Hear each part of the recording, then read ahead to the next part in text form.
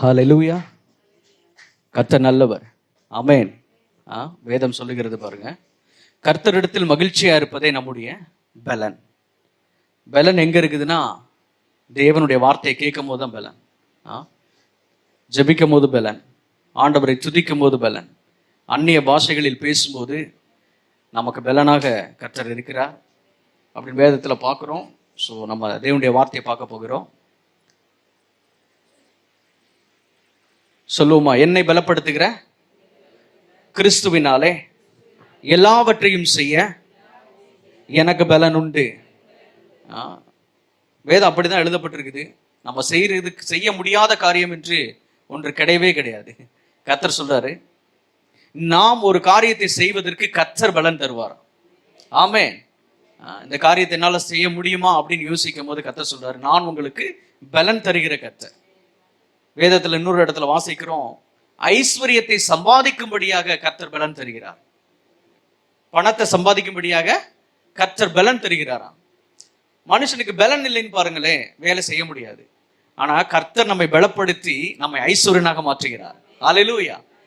பணத்தை சம்பாதிக்க, எல்லா வேலைகளையும் செய்ய கர்த்தர் நமக்கு பலனாக இருக்கிறார். சொல்லுவோமா? கர்த்தரே எனக்கு பலன். சொல்லுவோம், கர்த்தரே எனக்கு பலனாக இருக்கிறார். அதனாலதான் பாருங்க, நம்முடைய பலத்தினாலும் அல்ல, பராக்கிரமத்தினாலும் அல்ல, பரிசுத்த ஆவியினாலே ஆகும். சொல்லுவோமா? பரிசுத்த ஆவியினாலே எல்லாவற்றையும் செய்ய எங்களுக்கு பலன் உண்டு. அந்த நல்ல ஆவியானவர் நம்மோடு கூட தான் இருக்கிறாரு. நம்ம அபிஷேகம் பெறப்பட்டிருக்கீங்கன்னா ஆவியானவர் நம்ம தலை மேல வாசம் பண்ணுகிறார். இயேசுவை ஏற்றுக்கொண்டிருப்பீர்களானால் பரிசுத்த ஆவியானவர் உங்களுக்குள்ளே வாசமா இருக்கிறார். நம்மை பலப்படுத்துகிறவர் வெளியல்ல, பலப்படுத்துகிற உள்ளேயே இருக்கிறார். ஆமென். சரி, இன்னைக்கு நம்ம ஒரு காரியத்தை உங்களுக்கு காண்பிக்க விரும்புகிறேன். சபை என்பது அழைக்கப்பட்ட கூட்டம். சொல்லுங்க, சபை என்பது தேவனால் அழைக்கப்பட்ட கூட்டம். அது எங்க இருந்து அழைக்கப்பட்ட கூட்டம்? இன்னைக்கு உங்களுக்கு வசனத்தின்படி காண்பிக்க போறேன். அது எங்க இருந்து அழைக்கப்பட்டது அப்படின்னு பாத்தீங்கன்னா, இருளிலிருந்து தேவன் நம்மை வெளிச்சத்துக்குள்ளே கொண்டு வந்திருக்கிறார். ஹல்லேலூயா. சொல்லுவோமா? இருளிலிருந்து வெளிச்சத்துக்குள் கொண்டு வரப்பட்டதா சபை. அதனாலதான் வேதத்துல வாசிக்கிறோம், எந்த மனுஷனையும் பிரகாசிக்கிற மெய்யான ஒளியே இயேசு கிறிஸ்து. ஹல்லேலூயா. எந்த மனுஷனையும், அவன் எப்படிப்பட்ட ஆளா இருக்கலாம், ஆனா தேவனுடைய வார்த்தை எழுதப்பட்டு இருக்கிறது, எந்த மனுஷனையும் நான் பிரகாசிக்க பண்ணுவேன். இன்னைக்கு வேணா இல்லாம இருக்கலாம், கர்த்தர் சொல்லுகிறார், ஒரு நாள்ல நான் உன்னை பிரகாசிக்க பண்ணுவேன் என்று கர்த்தர் சொல்லுகிறார். முடியாத காரியமே கிடையவே கிடையாது. வேதம் அப்படி எழுதப்படவே இல்லை. முடிய வைக்கிற தேவனை தான் நம்ம ஆராதிக்கிறோம். ஒருவேளை சூழ்நிலை முடியாம ஒரு காரியத்தை செய்ய முடியாம இருக்க முடியும். ஆனா தேவனுடைய வார்த்தையை ஏற்றுக்கொண்டு இருக்கும் பொழுது, நம்ம அந்நிய ஆவியிலே நிறைந்து அந்நிய பாஷைகளை பேசும் பொழுது, எதெல்லாம் முடியலையோ அதை முடிக்கும்படி ஆவியானவர் செய்வார். ஹல்லேலூயா. ஆமென். அதனால பாருங்க, சபை என்பது என்னன்னு சொன்னா, இருளிலிருந்து வெளிச்சத்துக்கு கொண்டு வரப்பட்டதான் சபை. அதனாலதான் பாருங்க, வேதத்தில் இப்படி வாசிக்கிறோம், இருளில் இருக்கிற ஜனங்கள் பெரிய வெளிச்சத்தை கண்டார்களாம். இருள் என்பது என்னன்னா, மனுஷன் சில காரியங்களை செய்ய முயற்சிக்கிறான், தோத்து போயிடுறாங்க, சரீரத்துல பலவீனப்பட்டுறாங்க, எந்த காரியத்தையும் செய்ய முடியல, சில தோல்விகள். ஆனா கர்த்தர் என்ன பண்றாருன்னா, அந்த தோல்வியிலிருந்து ஜெயத்தை கொடுக்கிறவர் தான் இயேசு கிறிஸ்து. ஆமென். வேத வசனத்தின் அடிப்படையில் சில காரியத்தை பார்ப்போம் பாருங்க. தேவன் எப்படி ஒவ்வொரு மனுஷனையும் தேவன் அழைத்தார் என்று வசனத்துல உங்களுக்கு காண்பிக்கிறேன். ஆதியாகமம் புஸ்தகம் திருப்பிக் கொள்ளுங்க. ஆதியாகமம் புஸ்தகம் 3ஆம் அதிகாரம் 7. அப்பொழுது அவர் இருவருடைய கண்களும் திறக்கப்பட்டது. ஓகே. அவர்கள் தாங்கள் நிர்வாணிகள் என்று அறிந்து அத்தி இலைகளை தைத்து தங்களுக்கு அரைக்கச்சைகளை உண்டு பண்ணினார்கள். ஓகே, பாருங்க 8 வாசிங்க. பகலில் குளிர்ச்சியான வேளையிலே தோட்டத்தில் உலாவுகிற தேவனாகிய பாருங்க சத்தத்தை அவர்கள் கேட்டார்கள். பகலில் குளிர்ச்சியான வேளையிலே தோட்டத்தில் உலாவுகிற தேவனுடைய சத்தத்தை அவர்கள் கேட்டார்கள். அப்பொழுது ஆதாமும் அவன் மனைவியும் தேவனாகிய கர்த்தருடைய சத்தத்துக்கு விலகி, சந்நிதிக்கு விலகி தோட்டத்தின் விருட்சங்களுக்குள்ளே ஒளிந்து கொண்டார்கள். அப்பொழுது தேவனாகிய கர்த்தர் ஆதாமை கூப்பிட்டு, நீ எங்கே இருக்கிறாய் என்றார். இப்ப பாருங்க, இந்த இடத்துல நம்ம வாசிக்கிறோம், ஆதாம் தேவனுடைய வார்த்தையை மீறிட்டான். நம்ம கேட்டதுதான், போதிச்சதுதான். ஆதாம் என்ன பண்ணா? தேவனுடைய வார்த்தையை மீறுதல் என்ன ஆனது? பாவமாயிருச்சு. தேவனுடைய வார்த்தைக்கு கீழ்ப்படியாமல் போனதுனால ஆதாம தேவன் துரத்தி விட்டார்னு கிடையாது. ஆதாமை தேவன் கண்டுகொள்ளவில்லை என்று வேதம் போதிக்கல. ஆதாமை தேவன் கூப்பிடுகிறார். அல்லேலூயா. நம்முடைய தேவன் எப்பேற்பட்டவர்னு சபையில தான் அறிஞ்சுக்கிட்டே வர பாருங்க. இந்த சபை அதான் போதிக்குது. கர்த்தர் எப்பேற்பட்டவர் என்று ஒவ்வொரு வாரமும் போதிக்கப்படுகிறது. கர்த்தர் எப்பேற்பட்டவர் சொல்லுங்க. கர்த்தர் எப்பேற்பட்டவர்? கர்த்தர் எப்பேற்பட்டவர்? எத்தனையோ நிறைய பிரசங்க கேட்டிருக்கீங்க, போதிக்கப்படுது. கர்த்தர் எப்பேற்பட்டவர்னு தெரியணும். கர்த்தர் எப்பேற்பட்டவர்? நல்லவர், அப்புறம் ஐஸ்வர்ய சம்பனர், அப்புறம் வல்லமை உடையவர், அப்புறம்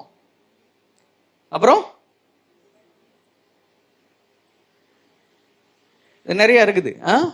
நீடித்து வாழ வைக்கிறவர், பரிசுத்தர், உன்னதர், வல்லமை உடையவர், பராக்கிரமம் உள்ளவர், அற்புதங்களை செய்கிறவர். நம்முடைய தேவன் எப்பேற்பட்டனா அற்புதங்களை செய்கிறவர். இப்போ இங்க வாசிக்கிறோம், ஆதாம் தப்பு பண்ணிட்டான். தப்பு பண்ண உடனே ஆண்டவர் கைவிடல, ஆதாமை அழைக்கிறார். தேவன் என்ன பண்றாரு? ஆதாம கூப்பிடுறாரு பாருங்க. ஆதாமே நீ எங்க இருக்கிறேன்னு ஆண்டவர் என்ன பண்றாரு? அழைக்கிறார். இயேசு அழைக்கிறார்னு கேள்விப்பட்டிருக்கிறோம். இங்க யார் அழைக்கிறது? இயேசுதான் அழைக்கிறாரு ஆதாம. ஆதாம் மிஸ்டேக் பண்றான். ஆனா கர்த்தர் என்ன பண்றாருன்னா, அது எங்க விழுந்து போனானோ அந்த ஆதாமை மீண்டும் தூக்கி எடுக்கிறாரு. ஆதாமே வா அப்படின்னு கூப்பிடுறாரு. ஏன்னா தேவன் சபையை குறித்து ஒரு பெரிய திட்டம் வைத்திருக்கிறார். அல்லேலூயா. ஏன்னா ஆதாம்ல இருந்து தான் தொடங்க முடியும். அதனாலதான் ஆதாம்ல இருந்து சபை எப்படி அழைத்து கொண்டு வருகிறான்னு உங்களுக்கு காண்பிக்கிறேன். அப்போ ஒரு வசனத்தை கூட பார்ப்போம். மறுபடியும் பின்னாடி திருப்பிக் கொள்ளுங்க. ஆதியாகமம் புஸ்தகம் 3ஆம் அதிகாரம் பின்பகுதி 21:3-21. தேவனாகிய கர்த்தர் ஆதாமுக்கும் அவன் மனைவிக்கும் தோல் உடைகளை உண்டாக்கி அவர்களுக்கு உடுத்தினார். இப்போ ஆதாம் தவறு பண்ணினாரு. ஆதாம் தப்பு பண்ண உடனே தேவன் என்ன செய்யவில்லை? அவர்களை துரத்தவில்லை. தேவன் என்ன பண்ணாரு? ஆதாமை அழைக்கிறார். இப்ப இந்த இடத்துல வாசிக்கிறோம், தேவனாகிய கர்த்தர் ஆதாமுக்கும் அவன் மனைவிக்கும் தோல் உடைகளை உண்டாக்கி அவர்களுக்கு உடுத்தி விட்டார். என்ன உடைய உடுத்தி வைக்கிறார்? தோல் உடைய உடுத்தி வைக்கிறார். தேவன் ஒரு மிருகத்தை எடுத்து அதை பலியிட்டு ஆதாமுடைய மீறுதலுக்கு தேவன் என்ன செய்கிறார்? ஒரு பலி செலுத்தி இப்போ அவர்களை மீண்டுமா என்ன பண்ணுகிறார்? தேவன் அழைக்கிறார். ஹல்லேலூயா. ஏனென்றால் வானமோ கர்த்தருக்குரியது, பூமியையும் மனு புத்திரன் கொடுத்தாராம். இப்போ மனிதன் மூலமா தான் தேவனுடைய அற்புதங்கள் நடக்க போகுது. மனிதன் மூலமா தான் தேவனுடைய வல்லமைகள் வெளிப்பட போகிறது. மனிதன் மூலமா தான் தேவனுடைய திட்டம் இந்த பூமியில நிலைபெறப்பட போகிறது, நிலை நிற்க போகிறது. அல்லேலூயா. இப்போ ஆதாம் விழுந்துட்டான்றதுக்காக தேவன் அவனை கைவிடல பாருங்க. தேவன் மீண்டுமா அழைக்கிறார், மீண்டும் தூக்கிட்டு வராரு. இப்போ ஆதாமோடு செய்த தவறுக்காக தான் என்ன பண்றாரு? ஒரு மிருகத்தை தெரிந்து கொண்டு தேவன் பலி செலுத்துகிறார். ஹல்லேலூயா. இப்போ ஆதாம் ஏவாளை தேவன் அழைக்கிறாரு. எதுக்கு அழைக்கிறார்னா, அவர்கள் தான் சபையின் அஸ்திபாரம். ஹல்லேலூயா. அவர்களை கொண்டுதான் தேவன் என்ன செய்ய போறாருன்னா, தேவ சந்ததியை பெற்றெடுக்க போகிறார். மல்கியால வாசிப்போம் பாருங்க. மல்கியா புஸ்தகத்துல திருப்பிக் கொள்ளுங்க. மல்கியா 3ஆம் அதிகாரம், இல்ல 2ஆம் அதிகாரம் 15. அவர் ஒருவனை அல்லவா படைத்தார். ஆவி அவரிடத்தில் பூர்ணமாய் இருந்தது. பின்ன ஏன் ஒருவனை படைத்தார்? தேவ பக்தியுள்ள சந்ததியை பெரும்படுதானே. நல்லா கவனிக்க. போதும். இப்ப பாருங்க, தேவன் சொல்றாரு, அவர் ஒருவனை அல்லவா படைத்தார். முதல்ல யார் படைத்தார்? ஆதாமை படைத்தார். நல்லா கவனிங்க. தேவன் ஒருவன் அல்லவா படைத்தார். இப்போ வாசிக்கணும் பாருங்க. ஆவி அவரிடத்தில் பரிபூர்ணமா இருந்தது. தேவனிடத்தில் என்ன இருந்தது? ஆவி பரிபூர்ணமா இருந்தது. நல்லா கவனிங்க. ஒரு மனுஷனை தான் தேவன் உண்டாக்குனாரு. நான் சொல்லுகிறேன், தேவனால அட்டன்டயத்துல கோடிக்கணக்கு ஜனங்களை உண்டாக்க முடியுமா இல்லையா? முடியும்ல. ஏதேன் தோட்டத்துல லட்ச ஜனங்களை கர்த்தர் அட்டன்டயத்தில் உண்டாயிருக்க முடியுமா முடியாதா? முடியும். ஆனா தேவன் ஏன் ஒருவனை படைத்தார்? ஏன் தேவன் ஒருவனை படைத்தார்? அவரு என்ன பண்றாரு, தனக்குள்ள இருந்து ஆதாமை சிருஷ்டித்தார், ஆதாமுக்குள்ள இருந்து ஏவாளை சிருஷ்டித்தார். இப்படி சிருஷ்டி கொண்டு வராரு. ஆனா தேவனுடைய திட்டம் என்ன? தேவ சந்ததியை பெற்றெடுக்கும்படி தானே.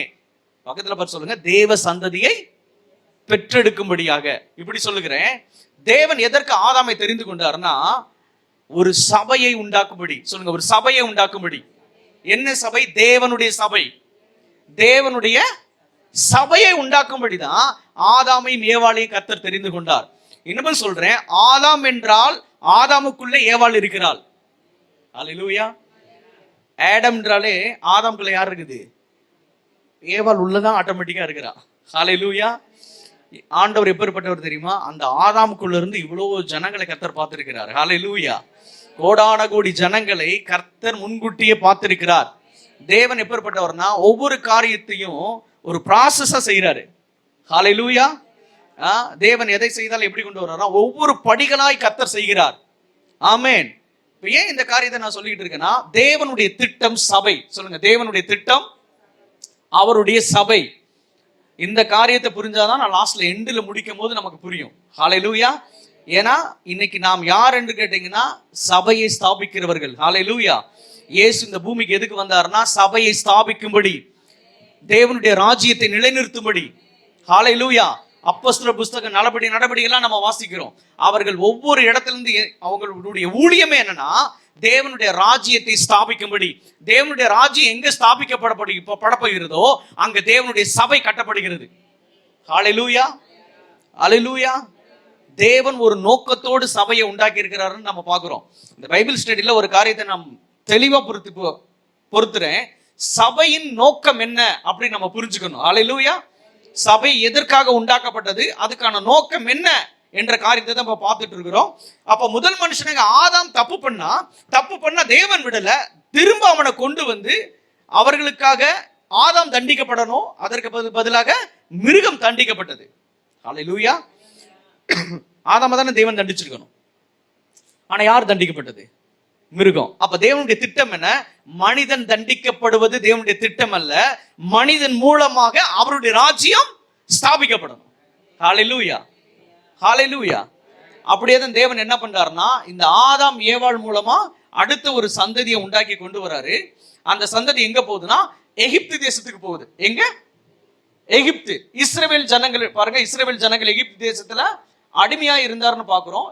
இப்ப இங்க கொண்டு வந்த ஆதாம என்ன பண்றாரு, இந்த ஜெனரேஷனை, இந்த ஜாதிகளை எகிப்து தேசத்திலிருந்து அடுத்து என்ன பண்றாருன்னா அங்கே வெளியே கொண்டு வருகிறார். முதல்ல யாரை வெளியே கொண்டு வந்தாரு? ஃபர்ஸ்ட் யாரை வெளியில கொண்டு வந்தாரு?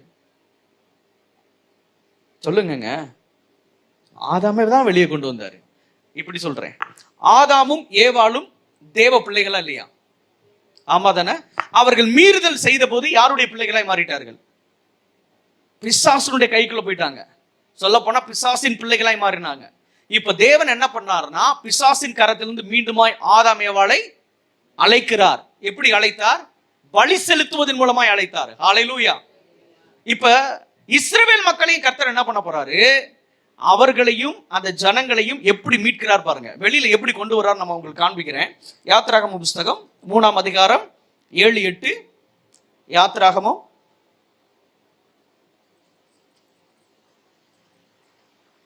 3ஆம் அதிகாரம்.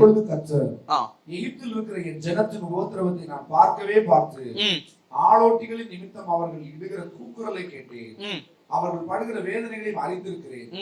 அவர்களை எகிப்தின் கைக்கு விடுதலையாக்கவும் அவர்களை அந்த தேசத்திலிருந்து நீக்கி கானானியரும். இப்ப நல்லா கவனிங்க. அப்பொழுது கர்த்தர், எகிப்தில் இருக்கிற என் ஜனத்தின் உபத்திரவத்தை நான் பார்த்து ஆளோட்டிகளின் நிமித்தம் அவர்கள் இடுகிற கூக்குரலை கேட்டேன். அவர்கள் படுகிற வேதனைகளையும் அறிந்திருக்கிறேன். கர்த்தர் என்ன பண்றாரு? அப்ப 8 வாசிக்கிறேன் பாருங்க. அவர்களை எகிப்தின் கைக்கு விடுதலையாக்கவும் அவர்களை அந்த தேசத்திலிருந்து நீக்கி. இப்ப நல்லா கவனிங்க. இந்த எகிப்து தேசத்துல யார் இருக்குது? இஸ்ரவேல் மக்கள் 430 வருடம் அடிமையா இருக்கிறாங்க. யாருக்கு கீழேன்னு பாத்தீங்கன்னா பார்வோனுக்கு கீழே அடிமையா இருக்கிறாங்க. இப்ப இந்த ஜனங்களை கர்த்தர் என்ன பண்ணணும்? விடுவித்து கொண்டு வரணும். பிசாசின் கையில இருந்து கர்த்தர் என்ன பண்றாரு? விடுதலை ஆக்குகிறார். ஹல்லேலூயா. ஆதாம் வந்து பாத்தீங்கன்னா பிசாசின் கையிலிருந்து தான் கர்த்தர் ஆதாமை மீட்டெடுக்கிறார். அதே போல இந்த இடத்துல இஸ்ரவேல் மக்களை பார்வோனுடைய கைக்கு மீட்டெடுக்கிறார். ஹல்லேலூயா. பார்வோன் என்பவன் யாருன்னு கேட்டீங்கன்னா, அவன் கொடுமையாக ஆட்சி செய்தவன், இஸ்ரவேல் மக்களை கொடுமையா பாடுபடுத்தினவன். இந்த வசனத்துல நம்ம வாசிக்க முடியும் பாருங்க. அப்பொழுது கர்த்தர் எகிப்தில் இருக்கிற என் ஜனத்தின் உபத்திரவத்தை நான் பார்க்கவே பார்த்து ஆளோட்டுகள் நிமித்தம் அவர்கள் இடுகிற கூக்குரலை கேட்டேன். இஸ்ரவேல் மக்கள் பாருங்க, பார்வோன் வந்து அடிமைப்படுத்தினான். இவர்கள் பார்வோன் அடிமைப்படுத்தும் போது இஸ்ரவேல் மக்களால் என்ன பண்ண முடியல, அவன் கொடுக்கிற அந்த தண்டனை, அந்த வேலையை இவர்கள் என்ன செய்ய முடியல, பொறுக்க முடியல. பாருங்க, இவர்கள் முறையிட வேண்டியதாயிருச்சு. மறுபடியும் வாசிங்க அந்த 7. உபத்திரவத்தை பாருங்க, யாருடைய உபத்திரத்தை கர்த்தர் பார்க்கிறாரு? இஸ்ரவேல் மக்கள், தமது ஜனம். அடுத்து ஆளோட்டிகளின் நிமித்தம் அவர்கள் இடுகிற கூக்குரலை கேட்டேன், அவர்கள் படுகிற வேதனைகளையும் அறிந்திருக்கிறேன். அவர்களை எகிப்தியரின் கைக்கு விடுதலையாக்குவோம். கர்த்தர் விடுதலையாக்குறார் பாருங்க. தேசத்திலிருந்து நீக்கி கானானியரும் ஏத்தியரும் எமோரியரும் பெரிசியரும் ஏவியரும் எபூசியரும் இருக்கிற இடமாகிய பாலும் தேனும் ஓடுகிற நலமும் விசாலமுமான தேசத்தில் கொண்டு போய் சேர்க்கவும் இறங்கினேன். அப்ப கர்த்தர் எவ்வளவு நல்லவரா இருக்கிறாரு பாருங்க. இஸ்ரவேல் மக்கள் வந்து பாலும் தேனும் ஓடும் தேசத்திற்கு கர்த்தர் கொண்டு வரணும்னா அதற்கு ஒரு வழிமுறையை கர்த்தர் வைத்திருக்கிறார். இங்கேயும் வழி செலுத்தப்பட போகிறது. அதை உங்களுக்கு காண்பிக்கிறேன் நான். யாத்திராகமம் புஸ்தகம், யாத்திராகமம் 12:3.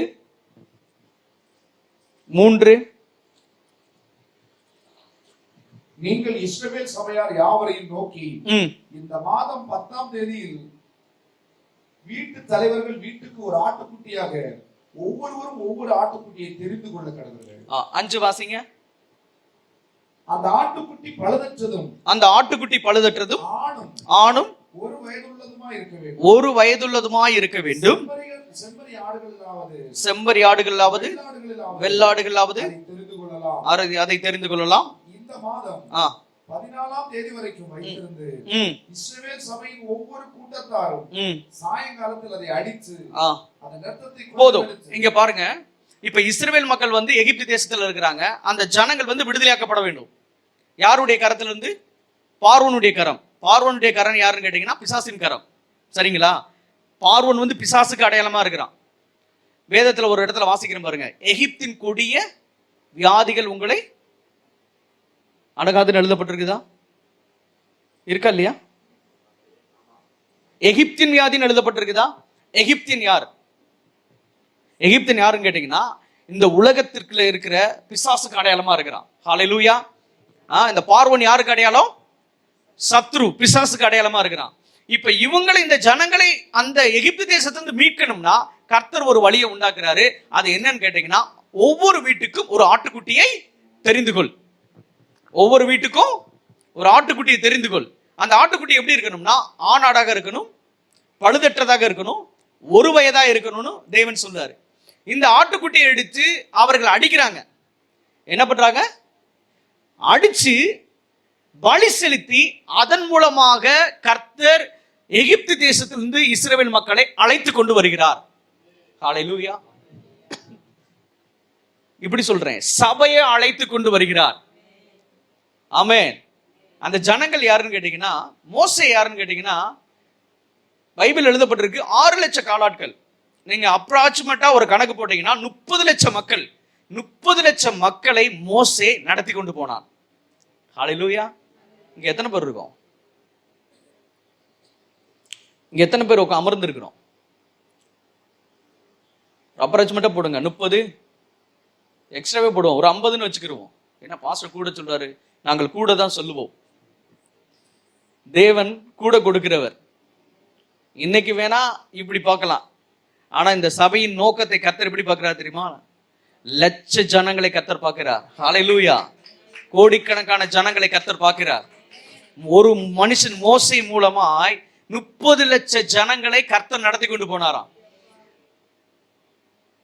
அப்படின்னா ஃபர்ஸ்ட் பாஸ்டர் யார் கேட்டீங்கன்னா மோசே தான்.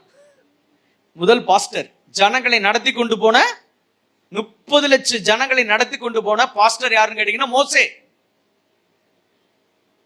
10 பேர் நடத்தி கொண்டு போறதே கஷ்டமா இருக்குது. 30 லட்சம் மக்களுக்கு நடத்தி கொண்டு போயிருக்காருன்னா அது தேவனுடைய பலன். ஹல்லேலூயா. கர்த்தருடைய பலன் இல்லாம ஜனத்தை நடத்த முடியாது. அதனாலதான் பாருங்க, சாலமோன்ட்ட கர்த்தர் கேட்டாரு, உனக்கு என்ன வேணும்னு கேட்கும் பொழுது, நீ விரும்புகிறத இடத்தில் கேள்வி சொல்லும் பொழுது சாலமோன் சொல்றாரு, ஆண்டவரே இந்த ஜனத்தை நடத்த எனக்கு ஞானத்தை கொடு. ஹல்லேலூயா. ஜனத்தை நடத்த என்ன வேணும்? ஞானத்தை தாருன்னு சாலமோன் கேட்டான். ஜனங்களை நடத்துறது சாதாரண காரியம் இல்லைங்க. ஜனத்தை நடத்துவதற்கு கர்த்தர் ஞானத்தை தருகிறார். ஜனத்தை நடத்துவதற்கு கர்த்தர் பலனை தருகிறார். ஹல்லேலூயா. இந்த இடத்துல நம்ம பார்க்கிறோம் பாருங்க, அத்தனை லட்ச ஜனங்களை மோசே கூட்டிட்டு போனோம். எங்க? பார்வோன் கையிலிருந்து மீட்டெடுத்து செங்கடல் வழியாக அவர் வனாந்தர வழியாக என்ன பண்றாங்க? புறப்பட்டு போறாங்க. ஹல்லேலூயா. இப்ப கர்த்தர் என்ன பண்றாருன்னா, இஸ்ரவேல் ஜனங்களை அங்கிருந்து மீட்டெடுத்து எங்க? எகிப்து தேசத்திலிருந்து மீட்டெடுத்து இந்த சபையை நடத்தி கொண்டு வருகிறார். கர்த்தர் வெளியே அழைத்து கொண்டு வருகிறார். ஹல்லேலூயா. எப்படி அழைத்து வர்றாருன்னா, ரத்தத்தின் மூலமாக. சொல்லுங்க, ரத்தத்தின் மூலமாக. அந்த ரத்தம் யாருக்கு அடையாளம் அப்படின்னு நீங்க பாப்பீங்கன்னா, திருப்பிக் கொள்ளுங்க ஒரு வசனத்துக்கு. 1 கொரிந்தியர் புஸ்தகம் 5:7. 1 கொரிந்தியர் 5:7. ஆகையால் நீங்கள் புளிப்பில்லாதவர்களாய் இருக்கிறபடியே புதிதாய் பிசைந்த மாவாய் இருக்கும்படிக்கு பழைய புளித்த மாவை புறம்பே கழித்து போடுங்கள். ஏனெனில் நம்முடைய பஸ்காவாகிய கிறிஸ்து நமக்காக பலியிடப்பட்டிருக்கிறாரே. இந்த வசனத்தை ஞாபகப்படுத்திக்கங்க. அப்படியே திருப்புங்க யாத்திராகமம் புஸ்தகம், யாத்திராகமம் 12:11. அதை புசிக்க வேண்டிய விதமாவது, நீங்கள் உங்கள் அறைகளிலே கச்சையை கட்டி கொண்டும் உங்கள் கால்களின் பாதரட்சியை தொடுத்து கொண்டும் உங்கள் கையில் தடியை பிடித்துக் கொண்டும் இப்ப அதை தீவிரமாய் புசிக்க கடவீர்கள். அது கர்த்தருடைய பஸ்கா. அங்க என்ன வாசிச்சீங்க? 1 கொரிந்தியர் 5.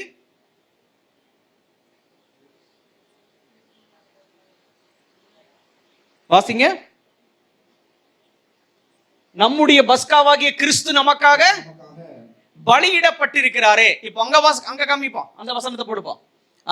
அதை தீவிரமாய் புசிக்க கடவீர்கள், அது கர்த்தருடைய பஸ்கா. இங்க பலி செலுத்தப்படுது பாத்தீங்களா? ஆட்டுக்குட்டி அடிக்கப்பட்டது பாத்தீங்களா? அது யாருக்கு அடையாளம்னா இயேசு கிறிஸ்துவுக்கு அடையாளமா இருக்கிறது. ஹல்லேலூயா. இங்க வேதத்துல வாசிக்கிறோம், அதை தீவிரமாய் புசிக்க கடவீர்கள். ஏன்னா கர்த்தர் சொல்றாரு, நீ எகிப்து தேசத்துல இருந்தது போதும், இனி தீவிரமாய் புசிங்க, சாப்பிட்டு வெளியேறுங்க என்று கர்த்தர் சொல்றாரு. நீ அடிமைத்தனத்துக்குள்ள இருந்தது போதும், நீ கஷ்டத்துக்குள்ள இருந்தது போதும், நீ வேதனைக்குள்ள இருந்தது போதும், இதிலிருந்து நான் உன்னை மீட்டு வெளியே கொண்டு வருகிறேன். அதான் கர்த்தர் சொல்றாரு, அதை தீவிரமாய் புசிக்க கடவீர்கள். அது கர்த்தருடைய பஸ்கா. ஹல்லேலூயா. கிறிஸ்து நமக்காக பலியிடப்பட்டிருக்கிறாரே. ஹல்லேலூயா. சொல்லுங்க, கிறிஸ்து எனக்காக பலியிடப்பட்டிருக்கிறார். ஹல்லேலூயா. அந்த வசனத்தை போடு தம்பி. 1.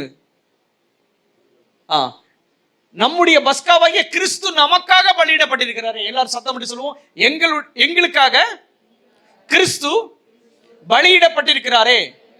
ஹல்லேலூயா. இப்ப நல்லா கவனிங்க, அந்த இடத்துல நம்ம வாசிச்ச பாத்தீங்களா, அதை தீவிரமாய் புசிக்க கடவுள் ஏன் கர்த்தர் சொன்னார்னா, கர்த்தர் எப்பவுமே பாருங்க, ஒரு நேரத்துல ஒன்ன செய்யணும்னா கரெக்டா செஞ்சு முடிச்சிருவார். ஹல்லேலூயா. அதான் வேதம் சொல்லுகிறது, இன்றைக்கே ரட்சணிய நாள், இன்றைக்கே அனுக்கிரக காலம் என்று வேதம் சொல்லுகிறது. தேவனுடைய அற்புதங்கள் துரிதமாய் நடக்கணும். ஆனா அந்த வார்த்தைக்கு ஒத்து நம்ம போகும் பொழுது உடனடியாக உயர்வு உண்டு. ஹல்லேலூயா. வேதத்தில் நம்ம வாசிச்ச மாதிரி அதை தீவிரமாய் புசிக்க கடவீர்கள். ஏன்னா அந்த இடத்தை விட்டு நீ போகணும் வெளியில. ஆமென். கடன்ல இருந்து சீக்கிரம் போகணுமா? வியாதியிலிருந்து நீங்கள் விடுதலை ஆகணுமா? குழப்பத்திலிருந்து விடுதலை ஆகணுமா? போராட்டத்திலிருந்து விடுதலை ஆகணுமா? அதுக்குதான் வேதம் சொல்லுகிறது பாருங்க. அதுதான் சபையை பத்தி நான் காண்பிச்சுட்டே வரேன். ஏன்னா எகிப்து தேசம் நல்ல தேசம் கிடையாது, அங்க பிரச்சனையான தேசம். ஆனா கர்த்தர் என்ன பண்றாருன்னா, அந்த தேசத்திலிருந்து அந்த ஜனங்களை விடுதலையாக்கி கர்த்தர் எங்க கொண்டு போகிறார்? பாலும் தேனும் ஓடும் நலமும் விசாலமான தேசத்திற்கு கொண்டு போகும்படி நான் இறங்கினேன் என்று கர்த்தர் சொல்கிறார். ஹல்லேலூயா. எந்த தேசத்துக்கு? எகிப்து தேசத்துல பாத்தீங்கன்னா பஞ்சம், கஷ்டம், வயிறு நிறைய அவன் சாப்பிட்டது கிடையாது. அரை வயிறு கஞ்சி தான், குறைச்ச சாப்பாடு தான். அதிகமான வேலை, குறைச்ச சாப்பாடு.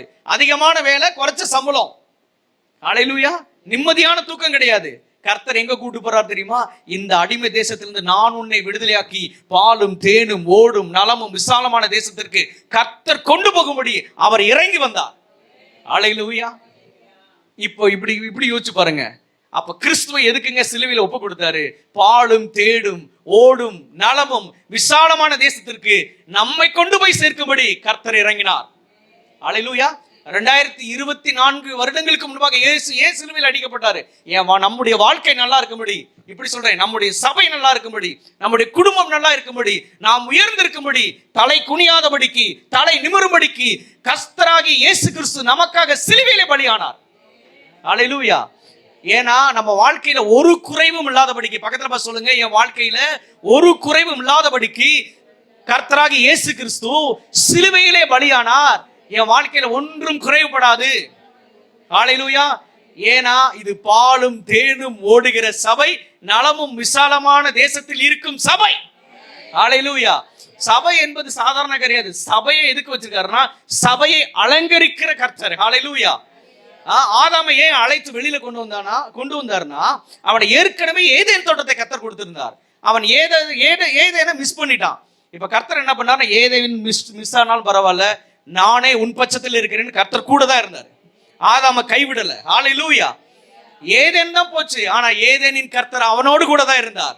வேதம் அப்படிதான் எழுதப்பட்டிருக்குது. ஆதாம் தப்பு பண்ணிட்டான், ஏதேனை விட்டு வெளியில வந்துட்டான். ஆனா கர்த்தர் என்ன சொன்னார்? ஆதாமே நீ எங்க இருக்கிறாய்? நான் உன் கூட இருக்கிறேன்னாரு. ஆதாம் கூட கர்த்தர் இருந்தாரா இல்லையா? ஏதேன் போச்சு, ஆனா ஏதேனின் கர்த்தர் அவனோடு கூட இருந்தார். கரங்களை தட்டி இயேசுவை மகிமைப்படுத்துவோம். ஹல்லேலூயா. கர்த்தர் நம் பட்சத்துல தான் இருக்காரு. ஒருவேளை நமக்கிட்ட இருந்த பணம், பொருளாதாரம், சுகம், நிம்மதி எல்லாம் போயிருக்கலாம்.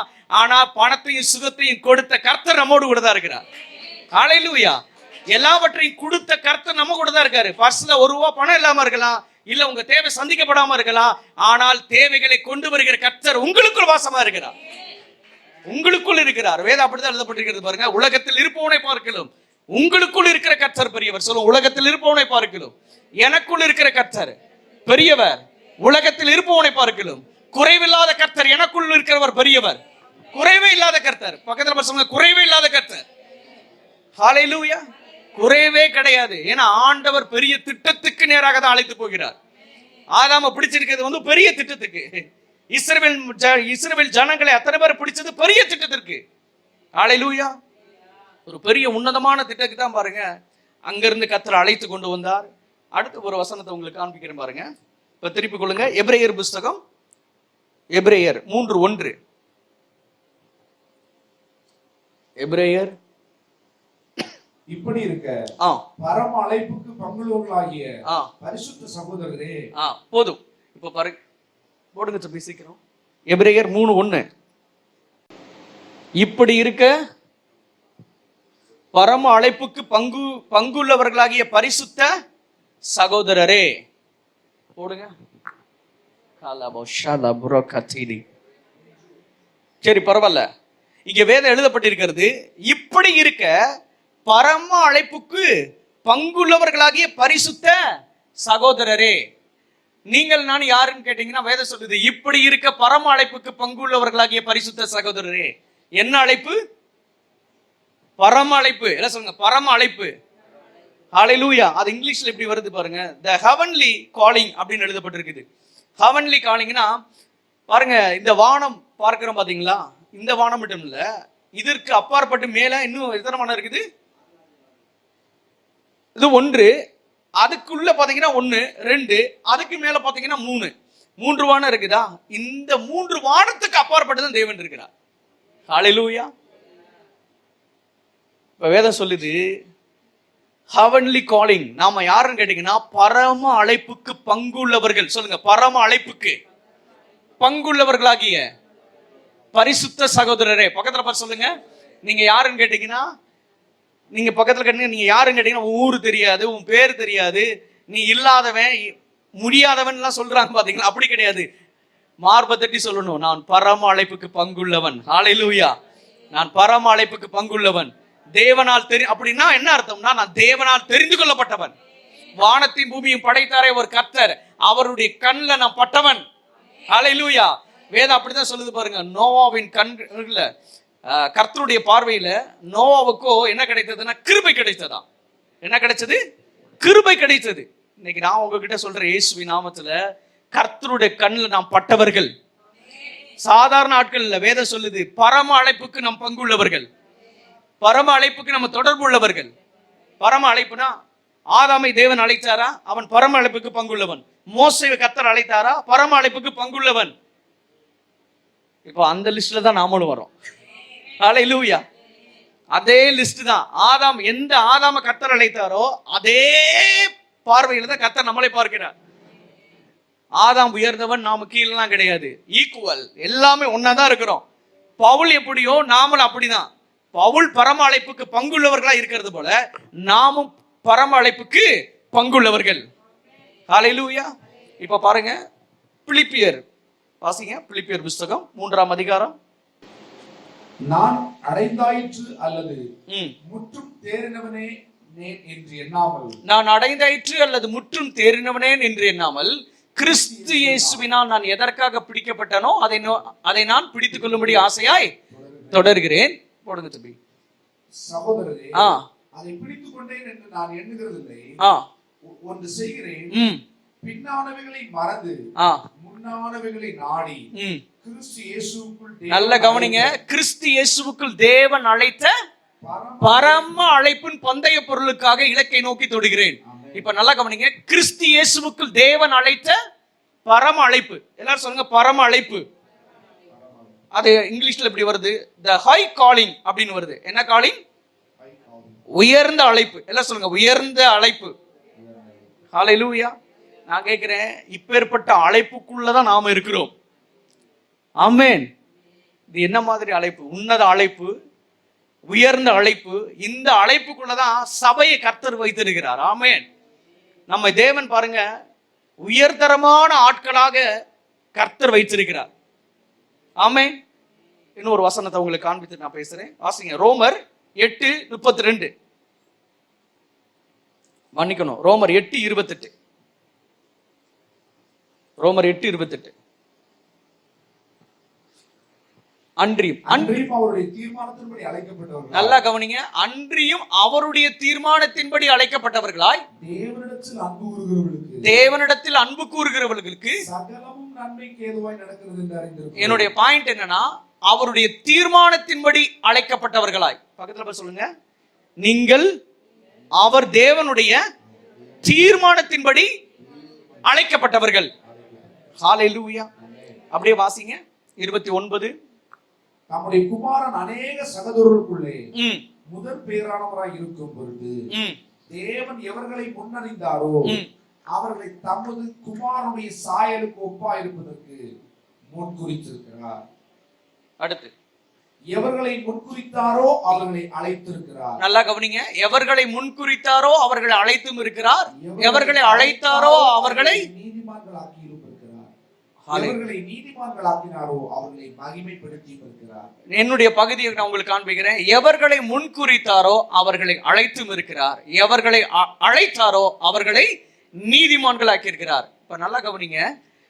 இந்த வரியை உங்களுக்கு ஞாபகப்படுத்துகிறேன். எவர்களை முன்குறித்தாரோ அவர்களை அழைத்தும் இருக்கிறார். பக்கத்துல சொல்லுங்க, எவர்களை முன்குறித்தாரோ கர்த்தர் அவர்களை அழைத்திருக்கிறார். இது என்ன அர்த்தம் தெரியுமா? தேவன் என்ன சொல்றாருன்னா, யாரெல்லாம் தேவனால் முன்குறிக்கப்பட்டவர்களோ அவர்களை சபையில் அழைத்திருக்கிறார், சபைக்கு கொண்டு வந்திருக்கிறார். ஹல்லேலூயா. சிலர் சொல்லுவாங்க பாத்தீங்களா, ஒரு பெரிய வேலை கிடைச்சுன்னா எனக்கு பெரிய உத்தியோக அழைப்பு வந்திருக்கிறது. என்ன அழைப்பு? உத்தியோக அழைப்பு. கர்த்தர் சொல்றாரு, அந்த அழைப்பு, இந்த அழைப்புக்கு முன்பாக அந்த அழைப்புலாம் பக்கத்திலேயே வர முடியாதுன்றாரு. ஹல்லேலூயா. சொல்றாங்கல்ல, கலெக்டர் வேலைக்கு அழைப்பு வந்திருக்குது, அமெரிக்காவில் எனக்கு வேலைக்கு அழைப்பு வந்திருக்குது அப்படின்னு. நல்லதுதான், கலெக்டர் வேலை நல்லதுதான், அமெரிக்கா வேலை நல்லதுதான். ஆனா கர்த்தர் சொல்றாரு, இந்த அழைப்புக்கு முன்பாக எந்த அழைப்பும் பக்கத்துல கூட வர முடியாது. சொல்லுங்க, பக்கத்துல கூட வர முடியாது. சொல்லுங்க, உன்னதமான அழைப்புக்கும் பரிசுத்த அழைப்புக்கும் நாங்கள் அழைக்கப்பட்டவர்கள். பாருங்க, சபையை குறித்து தேவன் இப்படிதான் வைத்திருக்கிறார். அடுத்து வாசிங்க. எபேசியர் 1:4. எபேசியர் 1:4 போடுமா? போட்டீங்களா? நமக்கு முன்பாய் ஆ தம் அன்பிலே பரிசுத்தம் உள்ளவர்களும் ம் குற்றமில்லாதவர்களுமாய் இருப்பதற்கு ம் அவர் உலக தோற்றத்துக்கு முன்பதே ம். கிறிஸ்துவுக்குள் நம்மை தெரிந்து கொண்டபடியே. ஹalleluya. போதும் போதும் போதும். பின்னாடி வேதத்துல இந்த இந்த இந்த இந்த இந்த இந்த லைன் தான் நமக்கு முக்கியம். அவர் உலக தோற்றத்துக்கு முன்னே கிறிஸ்துவுக்குள் நம்மை தெரிந்து கொண்டபடியே. எப்படியா? அவர் உலக தோற்றத்திற்கு முன்னே, பக்கத்துல பார்த்து சொல்லுங்க, உலக தோற்றத்திற்கு முன்பே கிறிஸ்துவுக்குள் உங்களை தெரிந்து கொண்டார். அப்படின்னா என்ன அர்த்தம்னா, இந்த பூமியே இல்ல, மனுஷனே ஆதாமே வரல, தேவன் எதையுமே படைக்கவில்லை. ஆனால் எதையும் படைப்பதற்கு முன்பாக நாம் எல்லோரும் அவருடைய மனதில் வந்துட்டோம். அல்லேலூயா. இப்படி சொல்றேன் பாருங்க. அப்ப தேவன் எவ்வளவு நல்லவரா இருக்கிறார் பாருங்க. நல்ல தேவன். உலகமே படைக்கல, உலகமே உண்டாகல, ஆனா தேவனுடைய எண்ணங்களில் நாம் இருந்தோம். அப்படி பாருங்க, உலகமே படைப்பதற்கு முன்பாக நாம் தேவனுடைய எண்ணங்கள்ல இருக்கோம்னா தேவன் நமக்கு நன்மை செய்வாரா இல்லையா? ஹல்லேலூயா. நன்மை செய்வாரா இல்லையான்னு கிடையாது, நன்மை செய்தார். ஹல்லேலூயா. சொந்த குமாரன் என்று பாராமல் அவரையே ஒப்பு கொடுத்தவர், அவரோடு கூட மற்ற எல்லாவற்றையும் அருளாதிருப்பது எப்படி அப்படின்னு வேதம் சொல்லுது. என்ன சொல்றாருன்னா, நான் சொந்த குமாரனே உனக்காக நான் கொடுத்துட்டேன், அவரோடு கூட மற்ற நன்மைகளை கொடுக்காம இருப்பனா அப்படின்றாரு. ஹல்லேலூயா. அப்படிதான் பாருங்க, உலக படைப்பதற்கு முன்பாகவே தேவன் நம்மை முன்குறித்திருக்கிறார். அப்படின்னா என்ன அர்த்தம்னா, ஏன் ஆண்டவர் சும்மா முன்குறிச்சிருப்பாரா? இல்ல, பெரிய நோக்கத்திற்கு முன்குறித்திருக்கிறார், பெரிய காரியங்களை செய்யும்படி முன்குறித்திருக்கிறார். ஹல்லேலூயா. இப்ப பாருங்க, இதை பார்த்தா இன்னும் ஆச்சரியமா இருக்கும். எரேமியா புஸ்தகம் 31:3.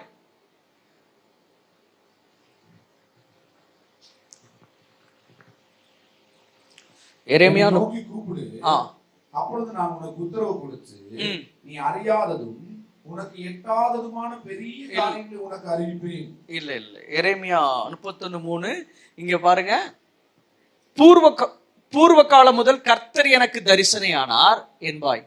ஆம், அநாதி சிநேகத்தால் உன்னை சிநேகித்தேன், ஆதலால் காரணத்தினால் உன்னை இழுத்துக் கொள்கிறேன். அந்த பாயிண்ட் நான் உங்களுக்கு காண்பிக்கிறேன் பாருங்க. அநாதி சிநேகத்தால் உன்னை சிநேகித்தேன். பக்கத்துல பார்த்து சொல்லுங்க, அநாதி சிநேகத்தினால் தேவன் நம்மை சிநேகித்தாராம். அவ்வளவு ஆச்சரியமா இருக்குது. நான் இப்ப பாருங்க, எனக்கு பையன் பிறந்ததுக்கு அப்புறம் தானே அவன் மேல அனுபவிக்க முடியும். ஆமா தானே? பிறக்கிறதுக்கு முன்னாடி நான் எப்படி அனுபவிக்க முடியும்? ஆமா தானே? கர்த்தர் என்ன சொல்றாருன்னா, நாம படைக்கிறதுக்கு முன்பாகவே, நம்ம அந்த பூமிக்கு வருவதற்கு முன்பாகவே கர்த்தர் அன்பு கூர்ந்தாராம். ஹல்லேலூயா. அத வேதம் சொல்லுகிறது, அநாதி சிநேகத்தினால் நான் உன்னை சிநேகித்தேன். இந்த பூமியில ஒண்ணுமே படைக்கல, அதுக்கு விளக்கம் இப்படி கொடுக்குறாங்க பாருங்க. எப்படி சொல்றாங்கன்னா, அக்ரெசிவ் லவ். அப்படின்னா என்ன சொல்றாங்கன்னா, கணவனுடைய அன்பு எப்படி இருக்கும்னா அக்ரெசிவான லவ்வா. எப்படி கணவனுடைய அன்பு. மனைவியுடைய அன்பு எப்படின்னா ரெஸ்பான்சிபிள், அது எப்படி சொல்லப்படுதுன்னா பெற்றுக்கொள்கிற அன்பு. சரி, கணவன் வந்து எப்படி பண்றாருன்னா முதலாவது அன்பை கொடுக்கிறாரு, மனைவி வந்து அதை என்ன பண்ணணும்? ஏற்றுக்கொள்ளணும். ஐயாவுக்கு தெரியுது, நம்ம ஆட்களுக்கு தான் தெரிய மாட்டேது. முதல்ல யார் அன்பு செலுத்துறது தெரியுமா? ஆண்மகன்கள் தான் என்ன பண்றாங்க? ஃபர்ஸ்ட் அன்பை கொடுக்குறாங்க, அக்ரெசிவா வர்றாங்க. முன்கூட்டி கணவன் மனைவி, இப்ப கணவன் கொடுக்கிற அன்பை வந்து மனைவி என்ன பண்ணாரு? அதை ரெஸ்பான்ஸ் பண்ணணுமா, அதை ஏற்றுக்கொள்ளணுமா. வாங்கி கொடுத்த புரோட்டாவும் மூஞ்சில தூக்கிட்டு கூடாது, போய் அவன் நீ வாங்கிட்டு வந்த புரோட்டாவும் நீயும் அப்படின்னு. காலையில திட்டுனாப்புல இப்ப அன்பு கொடுக்குறாப்புல, சால்னா பாக்கெட்டெல்லாம் எடுத்து அடிச்சிட கூடாது. எப்படின்னா கணவனுடைய அன்பு தான் இயேசுவுக்கு அடையாளமா இருக்குது, மனைவியுடைய அன்பு சபைக்கு அடையாளமாக இருக்கிறது. ஹல்லேலூயா. தேவன் முந்தி நம்மிடத்தில் அன்பு கூர்ந்தார், சபை பின்பாக அதை ஏற்றுக்கொள்கிறது. ஹல்லேலூயா. இயேசு கிறிஸ்து தான் என்ன பண்ணார்னா, அவர் தான் நம்மிடத்தில் முதலாவது அன்பு கூர்ந்தார். நாம் இங்க பூமியில படைக்கவே படல, தேவன் அன்பு கூர்ந்தார் நம்ம வாசிக்கிறோம். அநாதி சிநேகத்தினால் உன்னை சிநேகித்தேன் அப்படின்றாரு. இயேசு பாருங்க, நம்ம பிறப்பதற்கு முன்பாக இயேசு சிலுவையில் அடிக்கப்பட்டார். ஏன்னா தெய்வீக அன்பு ஒரு கணவனுடைய அன்பு போல இருக்குதா. ஃபர்ஸ்ட் லவ் பண்றது யாரு? தேவன் நம்ம இடத்துல அன்பு கூறுகிறார். சபை என்ன பண்ணுது? அதுக்கு ரெஸ்பாண்ட் பண்ணணும். என்னிடத்தில் தேவன் அன்பு கூர்ந்திருக்கிறார், அதை ஏற்றுக்கொள்வது, அதை வரவேற்பது. ஹல்லேலூயா. அதுதான் சபை. தேவன் ஒன்றை கொடுக்காருன்னா அதுக்கு ஆமேன் சொல்லணும். ஹல்லேலூயா, ஆமேன். அதனாலதான் பாருங்க, மரியாள் கிட்ட தேவதூதன் வந்து சொன்ன போது என்ன சொல்றாரு? உன்னதமான குமாரன் உம்மிடத்தில் பிறப்பார் அப்படின்னு. மரியாள் என்ன பண்றா? சந்தேகம். அப்புறம் யோசிக்கிறா, ரெண்டு பேருக்கும் கம்யூனிகேஷன் நடக்குது, பேச்சுவார்த்தை நடக்குது. கடைசியில என்ன பண்ணிட்டா? உம்முடைய வார்த்தையின்படி ஆக கடவுது, ஆமேன் அப்படின்னு அதை ஏற்றுக்கொண்டா. அதே போலதான் நான் என்ன சொல்றேன்னா, தேவன் ஒரு வார்த்தையை அனுப்புறாருன்னா நாம சொல்ல வேண்டிய ஒன்னே ஒண்ணு, ஆமேன். ஹல்லேலூயா. உன்னை கீழாக்காமல் மேலாக்குவார், வாளாக்காமல் தலையாக்குவார் அப்படின்னு வந்துருச்சுன்னா நாம செய்ய வேண்டியது என்ன? சபை, ஆமேன். அப்படி ஆகட்டும். ஹல்லேலூயா. நான் உன்னை விட்டு விலகுவதில்லை, உன்னை என்றும் கைவிடுவதில்லை என்று வார்த்தை வந்துச்சுன்னா ஆமேன். ஆண்டவரே ஸ்தோத்திரம். ஏன்னா அதை ஏற்றுக்கொள்வது, சொல்லுங்க, ஏற்றுக்கொள்வது, அதை உறுதியாய் பிடித்துக் கொள்வது. இப்ப பாருங்க, இன்னொரு பகுதியை உங்களுக்கு காண்பிக்கிறேன். 2 தீமோத்தேயு புஸ்தகம் 1:9. தேவனுடைய அழைப்பை பற்றி பார்த்துக்கிட்டு இருக்கிறோம். அவர் நம்முடைய கிரியையின்படி நம்மை ரட்சியாமல் தம்முடைய தீர்மானத்தின்படியும் ஆதிகாலம் முதல் கிறிஸ்து இயேசுவுக்குள் நமக்கு அருளப்பட்ட கிருபையின்படி நம்மை ரட்சித்து பரிசுத்த அழைப்பினாலே அழைத்தார். நல்லா கவனிங்க. மேல ஒரு அந்த லைனை உங்களுக்கு காண்பிக்கிறேன். அவர் நம்முடைய கிரியின்படி நம்மை ரட்சியாமல். தேவன் என்ன செய்யல? நம்முடைய கிரியின்படி அப்படின்னா நம்முடைய செயல்பாடுகளின்படி. நாம உபவாசம் இருந்து நாம ஜெபித்ததுனால ஆண்டவர் ரட்சிக்கலையா? எப்படி ரட்சித்தாருன்னு சொல்லுது? தம்முடைய தீர்மானத்தின்படி. சத்தமா சொல்லுங்க, அவருடைய தீர்மானத்தின்படி. அவர் ஒரு தீர்மானம் போட்டிருக்காரு. என்னன்னா, நம்முடைய கிரியின்படி அல்ல, அவருடைய திட்டத்தின்படி நம்மை ரட்சித்தார். ஹல்லேலூயா. நம்முடைய முயற்சியின்படி ரட்சிப்பு கிடையாது. வேதம் சொல்லுகிறது, அவருடைய நாமமே அல்லாமல் ரட்சிப்பு இல்லை. ஆமா தானே? இயேசு கிறிஸ்துவின் நாமமே அல்லாமல் ரட்சிப்பு என்னது? கிடையாது, கிடையவே கிடையாது. அப்போ தேவன் சொல்றாரு, நம்முடைய கிரியின் அடிப்படையில் அல்ல, நம்முடைய ஜெபத்தின் அடிப்படையில் அல்ல, அவருடைய தீர்மானத்தின் அடிப்படையில் நாம் ரட்சிக்கப்பட்டிருக்கிறோம். அல்லேலூயா. நான் பேசுறது புரியுதுங்களா? நாம ஜெபித்து ரட்சிக்கப்பட்டோமா, இல்ல அவர் முன்கூட்டியே ரட்சிப்பை ஆயத்தப்படுத்திட்டாரா? தேவன் முன்கூட்டி என்ன பண்ணாரு? ரட்சிப்பை ஆயத்தப்படுத்திட்டாரு. அல்லேலூயா. அதுதான் சொல்றாரு, நம்முடைய கிரியின் அடிப்படையில் கிடையவே கிடையாது, அவருடைய தீர்மானத்தின் அடிப்படையில். எல்லாரும் சொல்லுங்க, நான் இயேசு கிறிஸ்துவின் தீர்மானத்தின் அடிப்படையிலே ரட்சிக்கப்பட்டவன். ஹல்லேலூயா. திருப்பி 1 கொரிந்தியர் புஸ்தகம் 1ஆம் அதிகாரம் 26. அழைப்பு. சகோதரரே, நீங்கள் அழைக்கப்பட்ட அழைப்பை பாருங்கள். மாம்சத்தின்படி ஞானிகள் அநேகர் இல்லை, வல்லவர்கள் அநேகர் இல்லை, பிரபுக்கள் அநேகர் இல்லை. ஞானிகளை வெட்கப்படுத்தும்படி தேவன் உலகத்தில் பைத்தியமானவைகளை தெரிந்து கொண்டார். நல்லா கவனிங்க. எப்படி சகோதரரே, நீங்கள் அழைக்கப்பட்ட அழைப்பை பாருங்கள். மாம்சத்தின்படி அநேகர் இல்லை, வல்லவர்கள் அநேகர் இல்லை, பிரபுக்கள். இப்ப அழைப்பை பத்தி தான் நம்ம பார்த்துட்டு இருக்கோம். தேவன் என்ன பண்றாரு? நம்ம அழைத்திருக்கிறார். எப்படி அழைத்திருக்கிறார்னா, இங்க எழுதப்பட்டிருக்குது, ஞானிகள் அநேகர் இல்லை, அடுத்து வல்லவர்கள் அநேகர் இல்லை, பிரபுக்கள் அநேகர் இல்லை. வாசிங்க. ஞானிகளை வெட்கப்படுத்தும்படி தேவன் உலகத்தில் பைத்தியமானவைகளை தெரிந்து கொண்டார். உள்ளவைகளை வெட்கப்படுத்தும்படி தேவன் உலகத்தில் பலவீனமானவைகளை தெரிந்து கொண்டார். உள்ளவைகளை அவமாக்கும்படி உலகத்தில் இழிவானவைகளையும் அற்பமாய் எண்ணப்பட்டவைகளையும் இல்லாதவைகளையும் தேவன் தெரிந்து கொண்டார். ஹல்லேலூயா. இப்ப நல்லா கவனிங்க. தேவன் ஞானிகள் எல்லாம் அநேகர் ஞானிகள் இல்லை, அநேக வல்லவர்கள் இல்லை, அநேகர் பிரபுக்களும் கிடையாது. தேவன் பாருங்க, இழிவானவைகளையும் அற்பமானவைகளையும் கர்த்தர் தெரிந்து கொண்டிருக்கிறாரா? ஹல்லேலூயா. நீங்க நல்லா பாருங்க, 12 சீஷர்கள் இயேசு அழைத்தார் இல்லையா? அழைத்தார்ல, 12 சீஷர் கூட இருந்தாங்கல்ல. 11 பேரும் கலிலேயன். யாரு? கலிலேய பாஷை என்பது என்னன்னா லோக்கல் பாஷை. யூதர்கள் பேசுகிற எபிரேய பாஷை கிடையாது. அவங்க பேசுனதுன்னா கலியல், எப்படின்னா கொச்ச பாஷை அப்படின்பாங்க. அந்த யூதாஸ் காரியத்தை பாத்தீங்களா, அவன் மட்டும்தான் கோத்திரத்தின்படி பிறந்தவனா. அவன் பெஞ்சமின் கோத்திரம் நினைக்கிறேன். யூதாஸ் என்ன கோத்திரம்? பெஞ்சமின் கோத்திரம். மத்த 11 பேரு எல்லாரும் பாத்தீங்கன்னா மீன் பிடிக்கிறவன். ஹல்லேலூயா. எல்லாம் மீன் பிடிக்கிற ஆட்கள், ஒன்றுமில்லாத ஆட்கள், செம்படவ மக்கள். இவர்களை தான் பாத்துங்க சீசர்களா கர்த்தர் தெரிந்து கொண்டார். ஹல்லேலூயா. ஆனா அவங்களை தெரிந்து கொண்டுதான் உலகத்தை கலக்கும்படி கர்த்தர் வைத்தார். ஆமென். பேதுரு தான் பாருங்க அப்போஸ்தலர் புத்தகத்துல ஃபர்ஸ்ட் பாஸ்டர் யாருன்னு கேட்டீங்கன்னா பேதுரு தான். ஹல்லேலூயா. இப்ப பாருங்களேன், அந்த 29 வாசிக்கிறேன் பாருங்க. 1 கொரிந்தியர் 1:29. மாம்சமான எவனும் தேவனுக்கு முன்பாக மேன்மை பாராட்டாதபடிக்கு அப்படி செய்தார். ஏன் தேவன் இப்படி செலக்ட் பண்ணிருக்காருன்னா, மாம்சமான எவனும் எந்த மனுஷனும் மேன்மை பாராட்டாதபடிக்கு தேவன் என்ன பண்ணாரு? இழிவானவைகளும் அற்பமானவைகளையும் தேவன் தெரிந்து கொண்டார். இப்போ பின்னாடி வாசிக்கிறேன் பாருங்க 30. அந்தபடி நீங்கள் அவராலே கிறிஸ்து இயேசுவுக்கு உட்பட்டிருக்கிறீர்கள். எழுதியிருக்கிறபடி மேன்மை பாராட்டுகிறவன், வாசிங்க, மேன்மை பாராட்டுகிறவன் அவராலே கிறிஸ்து இயேசுவுக்கு உட்பட்டிருக்கிறீர்கள். எழுதியிருக்கிறபடி மேன்மை பாராட்டுகிறவன் கர்த்தரை குறித்தே மேன்மை பாராட்டத்தக்கதாய் அவரே தேவனால் நமக்கு ஞானமும் நீதியும் பரிசுத்தமும் மீட்புமானார். ஹல்லேலூயா. தேவன் எதுக்கு நம்மளை தெரிந்து கொண்டிருக்காரு பாருங்க. கர்த்தர் மேன்மை பாராட்டுகிறவன் கர்த்தரை குறித்தே மேன்மை பாராட்டுவனாக. படிச்சவனை கூப்பிட்டோம்னா என்ன பண்ணுவான்? ஏன் படிப்புனால நான் அப்படி வந்துட்டேன். படிக்காதவனை கூப்பிட்டா என்ன செய்வாரு? என்ன சொல்வார்கள்? என் படிப்பெல்லாம் கட்டலங்க, கர்த்தர் என்னை உயர்த்தினார். அதான் தாவீது சொல்றான் பாருங்க, ஆட்டு மேய்ப்பனாய் இருந்த என்னை அரசனாக மாற்றினார், இஸ்ரவேலுக்கு ராஜாவாய் மாற்றினார்.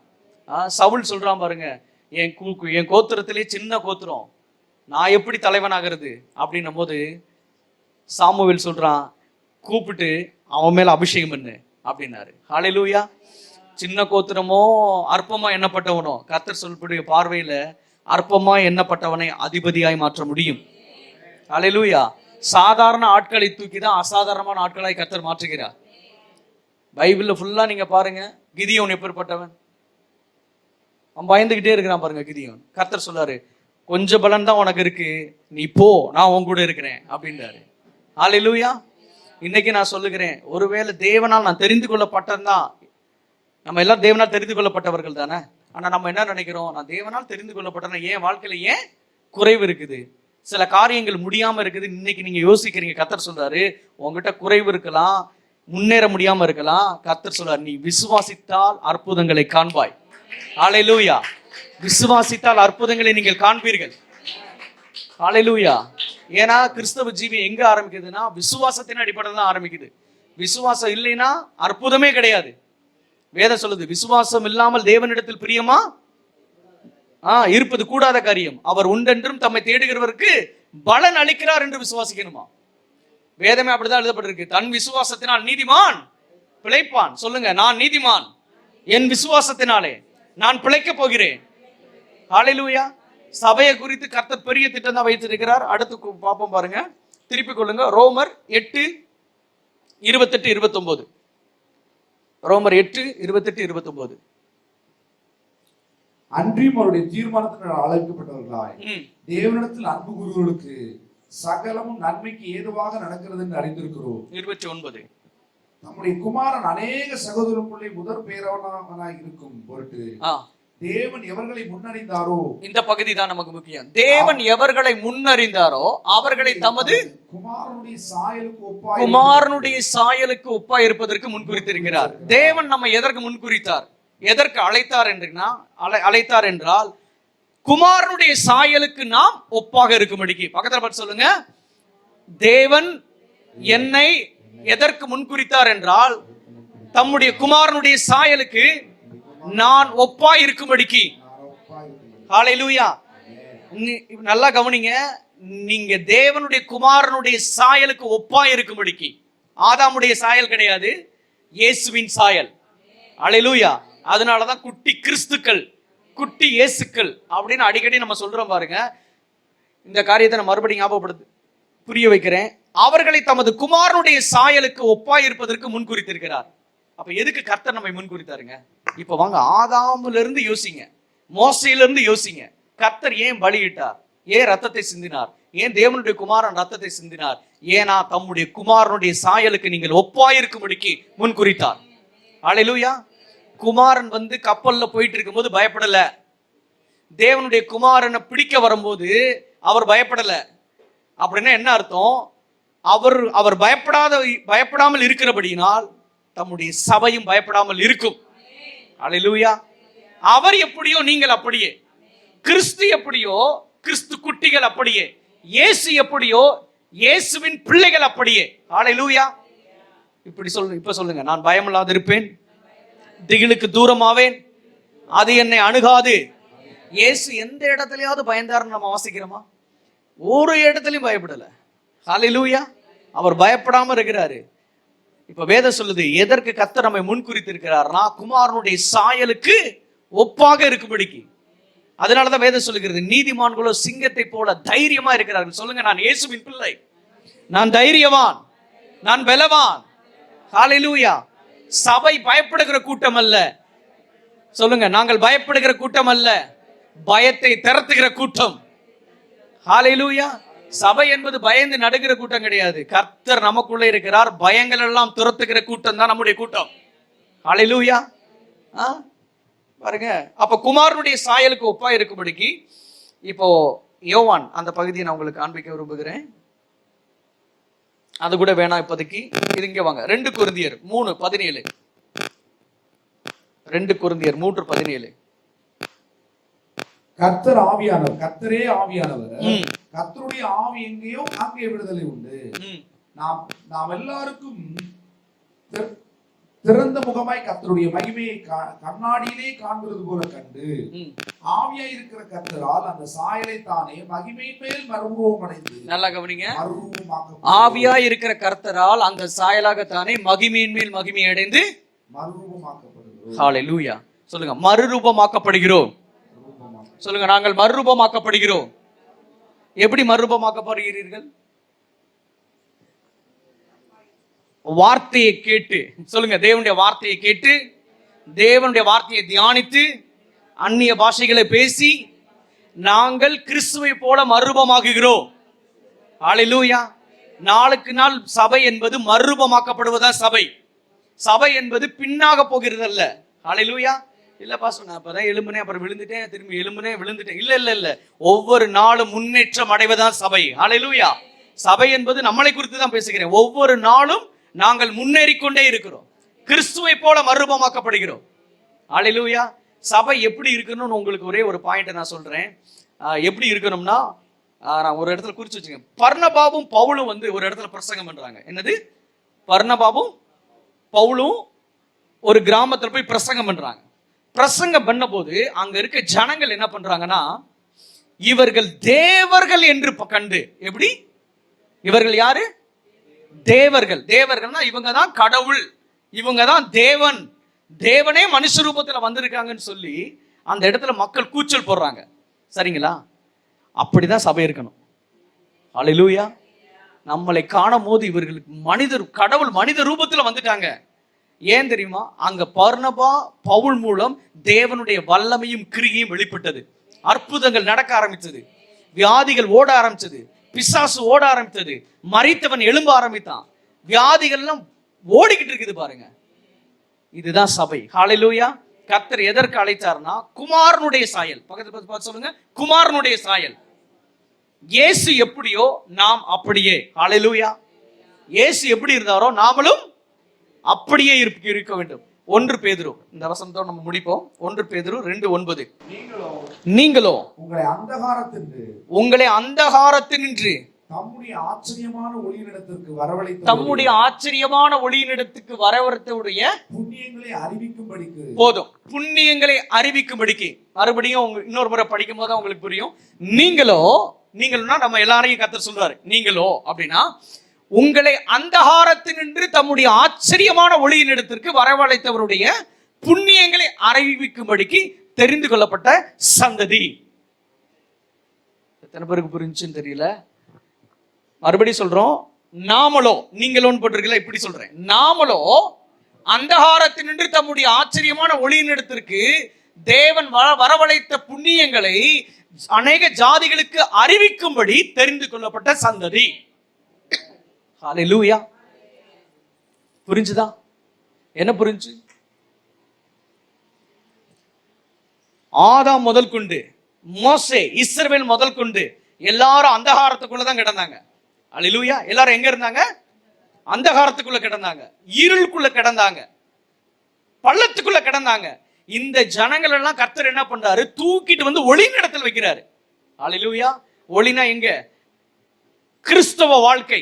சொல்லுங்க, கிறிஸ்தவ வாழ்க்கை, இன்பமான வாழ்க்கை. இந்த வாழ்க்கைக்குள்ள என்ன பண்றாரு? கர்த்தர் கொண்டு வந்து விடுறாரு. இப்ப எல்லாரும் ஒளிக்குள்ள வந்துட்டோம். கர்த்தர் சொல்றாரு, நீங்களும் ஒளியை போய் காண்பியுங்கள். ஹல்லேலூயா.